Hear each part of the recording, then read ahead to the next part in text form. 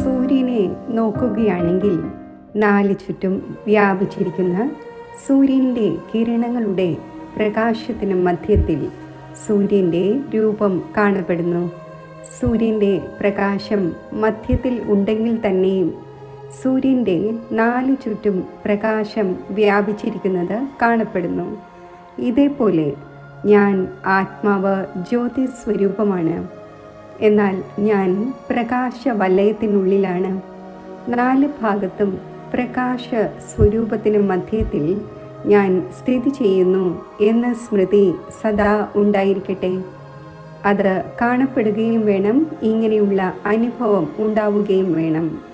ഒരു കണ്ണാടിയിൽ നോക്കുമ്പോൾ തൻ്റെ രൂപം സ്പഷ്ടമായി കാണപ്പെടുന്നുവല്ലോ. അതേപോലെ ജ്ഞാനത്തിൻ്റെ ദർപ്പണത്തിൽ അഥവാ ജ്ഞാനത്തിൻ്റെ കണ്ണാടിയിൽ തൻ്റെ ഈ രൂപം അഥവാ ഫരിസ്ത സ്വരൂപം കാണപ്പെടണം, അനുഭവപ്പെടുകയും വേണം. അതിനാൽ നടക്കുമ്പോഴും സഞ്ചരിക്കുമ്പോഴും സംസാരിക്കുമ്പോഴുമെല്ലാം ഞാൻ ലൈറ്റ് രൂപമാണ്, ഞാൻ ഫരിസ്തയാണ്, ഫരിസ്തയായ ഞാൻ നടന്നുകൊണ്ടിരിക്കുന്നു, ഫരിസ്തയായ ഞാൻ സംസാരിച്ചു കൊണ്ടിരിക്കുന്നു എന്ന അനുഭവമുണ്ടാകണം.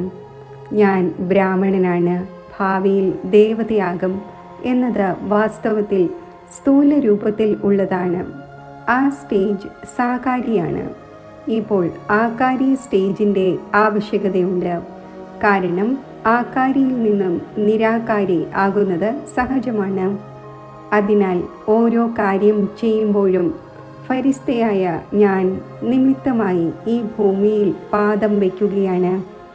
ഞാൻ അവ്യക്ത ദേശത്തെ നിവാസിയാണ് എന്ന സ്മൃതി ഇപ്പോൾ കൂടുതൽ വർദ്ധിപ്പിക്കൂ.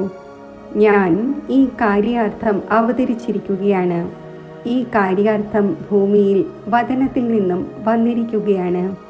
കാര്യം പൂർത്തിയാകുമ്പോൾ തിരികെ എൻ്റെ വതനത്തിലേക്ക് പോകും എന്ന സ്മൃതി ഇപ്പോൾ വർദ്ധിപ്പിക്കൂ.